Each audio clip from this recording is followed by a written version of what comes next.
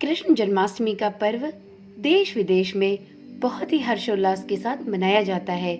जन्माष्टमी के दिन जगत के पालनहार भगवान विष्णु का भगवान कृष्ण के अवतार के रूप में जन्म हुआ था।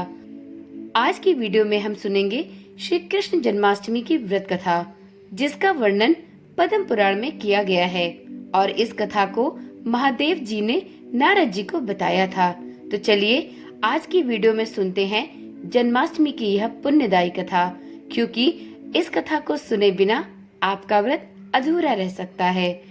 इस कथा का पाठ करने से भगवान श्री हरि विष्णु और महादेव की कृपा आपको प्राप्त होती है। ओम नमः शिवाय। जय श्री कृष्णा। आप सभी का सनातन धर्मसार चैनल पर बहुत बहुत स्वागत है। आप सभी को जन्माष्टमी पर्व की अत्यंत हार्दिक शुभकामनाएं। मित्रों, हिंदू पंचांग के अनुसार प्रत्येक वर्ष भाद्रपद मास के कृष्ण पक्ष की अष्टमी तिथि को मध्य रात्रि में श्री कृष्ण का जन्मोत्सव देश विदेश में बहुत ही हर्षोल्लास के साथ मनाया जाता है। शास्त्रों के अनुसार भादो मास की अष्टमी तिथि रोहिणी नक्षत्र को आधी रात के समय कान्हा का जन्म हुआ था।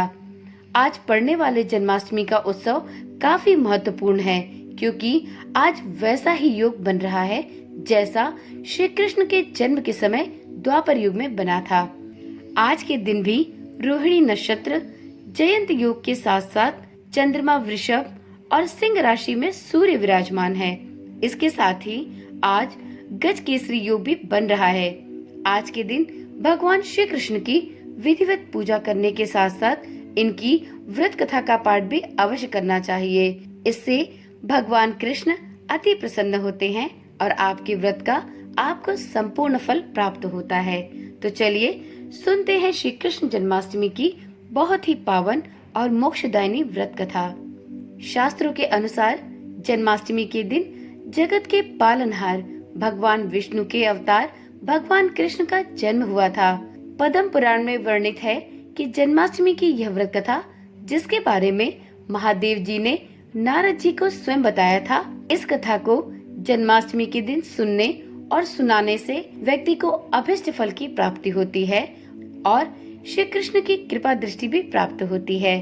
तो चलिए सुनते हैं प्रभु भोलेनाथ द्वारा बताए गए इस कृष्ण जन्माष्टमी व्रत कथा के बारे में। नारद जी ने एक बार महादेव से कहा, हे जगदीश्वर, हे भोलेनाथ, भक्तों को अभय दान देने वाले किसी ऐसे व्रत पर्व के विषय में बताइए जिसको करने से आप सभी की कृपा भक्तों पर बनी रहे और भक्तों को अभय दान की प्राप्ति हो।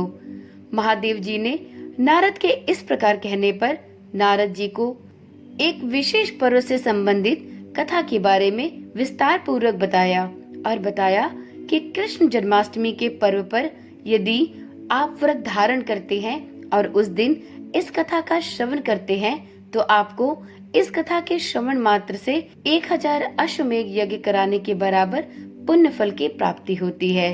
तो इसलिए हे नारद, इस कथा को ध्यान पूर्वक सुनो। पूर्व काल में हरिश्चंद्र नायक एक चक्रवर्ती राजा हुए। उन पर संतुष्ट होकर ब्रह्मा जी ने उन्हें एक सुंदर पुरी प्रदान की, जो समस्त कामनाओं को पूर्ण करने वाली थी। उसमें रहकर राजा हरिश्चंद्र 7 द्वीपों से युक्त वसुंधरा का धर्म पूर्वक पालन करते थे। प्रजा को वे औरस पुत्र की भांति मानते थे। राजा के पास धन धान्य की अधिकता थी। उन्हें नाती पोतों की भी कमी न थी। अपने उत्तम राज्य का पालन करते हुए राजा को एक दिन बड़ा विस्मय हुआ। वह सोचने लगे, आज के पहले कभी किसी को ऐसा राज्य नहीं मिला था। मेरे सिवा दूसरे मनुष्यों ने ऐसे विमान पर सवारी नहीं की होगी।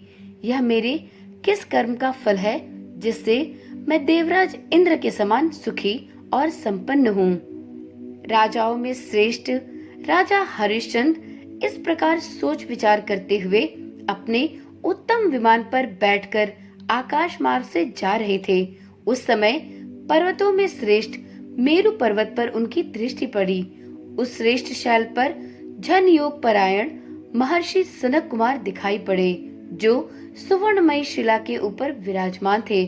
उन्हें देखकर राजा अपना विस्मय प्रश्न पूछने के लिए बहुत ही उतावले हो गए और अपने विमान पर से उतर पड़े। उन्होंने महर्षि के पास जाकर उनके चरणों में अपना मस्तक झुकाया। महर्षि ने भी राजा का अभिनंदन किया। राजा ने मुनि श्रेष्ठ सनत कुमार से पूछा, हे महर्षि, मुझे जो यह धन संपत्ति ऐश्वर्य प्राप्त हुआ है, मानव लोक में प्राय दुर्लभ ही देखने को मिलता है। मैंने पूर्व जन्म में ऐसे कौन से कर्म किए हैं जो मुझे इस जन्म में ऐसी संपत्ति, सुख और ऐश्वर्य की प्राप्ति हुई है? मेरे ऐसे कौन से कर्म थे और मैं पूर्व जन्म में कौन था? यह सब बातें कृपा करके मुझे बतलाएं। सनत कुमार जी बोले, राजन सुनो, तुम पूर्व जन्म में एक सत्यवादी, पवित्र एवं उत्तम वैश्य थे। तुमने अपना काम धाम छोड़ दिया था, इसलिए बंधु बांधवों ने तुम्हारा परित्याग कर दिया। तुम्हारे पास जीविका का कोई साधन नहीं रह गया था, इसलिए तुम स्वजनों को छोड़कर चल दिए। सुने ही तुम्हारा साथ दिया। एक समय तुम दोनों किसी घने जंगल में जा पहुँचे। वहाँ एक पोखर में कमल खिले हुए थे। उन्हें देखकर तुम दोनों के मन में यह विचार उठा कि हम यहाँ से कमल ले लें। कमल लेकर तुम दोनों एक एक पग भूमि लांघते हुए शुभ एवं पुण्यमयी वाराणसीपुरी में पहुँचे। वहाँ तुम लोग कमल बेचने लगे, किंतु कोई भी उन्हें खरीदता नहीं था। वहीं खड़े खड़े तुम्हारे कानों में बाजे गाजे की आवाज सुनाई पड़ी। फिर तुम उसी ओर चल दिए। वहाँ काशी के विख्यात राजा इंद्रधुम्न की एक सती साध्वी कन्या, जिसका नाम चंद्रावती था, जो बहुत ही बड़ी सौभाग्यशालिनी थी, जयंती नामक जन्माष्टमी का उसने शुभ कारक व्रत किया था। उस स्थान पर तुम बड़े हर्ष के साथ गए। वहां पहुंचने पर तुम्हारा चित्त संतुष्ट हो गया। तुमने वहां भगवान श्री कृष्ण के पूजन का विधान देखा। कलश के ऊपर श्री हरि की स्थापना करके उनकी पूजा हो रही थी। विशेष समारोह के साथ भगवान श्री कृष्ण का पूजन किया जा रहा था। भिन्न भिन्न पुष्पों से उनका श्रृंगार हुआ था। भगवान की भक्ति के वशीभूत हो तुमने भी अपनी पत्नी के साथ कमल के फूलों से वहां श्री हरि का पूजन किया तथा पूजा से बचे हुए फूलों को उनके समीप ही बिखेर दिया। तुमने भगवान को पुष्पमय कर दिया। इससे उस कन्या को बड़ा संतोष हुआ। वह स्वयं तुम्हें धन देने लगी, किंतु तुमने धन नहीं लिया। तब राजकुमारी ने तुम्हें भोजन के लिए निमंत्रित किया, किंतु उस समय तुमने न तो भोजन स्वीकार किया और न ही धन लिया। यही पुण्य तुमने पिछले जन्म में उपार्जित किया है। फिर अपने कर्म के अनुसार तुम्हारी मृत्यु हो गई। उसी महान पुण्य के प्रभाव से तुम्हें इस जन्म में यह विमान और यह धन संपत्ति ऐश्वर्य की प्राप्ति हुई। राजन, पूर्व जन्म में जो तुम्हारे द्वारा पुण्य कमाया गया था, इस जन्म में यह उसी का फल है जिसे तुम इस बार भोग रहे हो। तो इस प्रकार से श्री कृष्ण के जन्म के उत्सव में जो व्रत, जो पुण्य तुमने किया था, उसके फलस्वरूप ही तुम्हें इस जन्म में इस सुख समृद्धि और ऐश्वर्य की प्राप्ति हुई है। तो एक बार प्रेम से बोलिए, श्री कृष्ण भगवान की जय। हे गिरधर गोपाल, जिस प्रकार से राजा हरिश्चंद्र को आपने उनके इस व्रत के कारण सभी सुख संपत्ति और ऐश्वर्य प्रदान किया, उसी प्रकार से इस व्रत को धारण करने वाले सभी साधकों को अपनी कृपा दृष्टि अवश्य प्रदान करना। इसी आशा और विश्वास के साथ इस वीडियो को यहीं पर समाप्त करती हूँ। फिर मिलेंगे एक नई वीडियो, एक नई जानकारी के साथ। तब तक के लिए ओम नमः शिवाय, जय श्री कृष्णा, राधे राधे।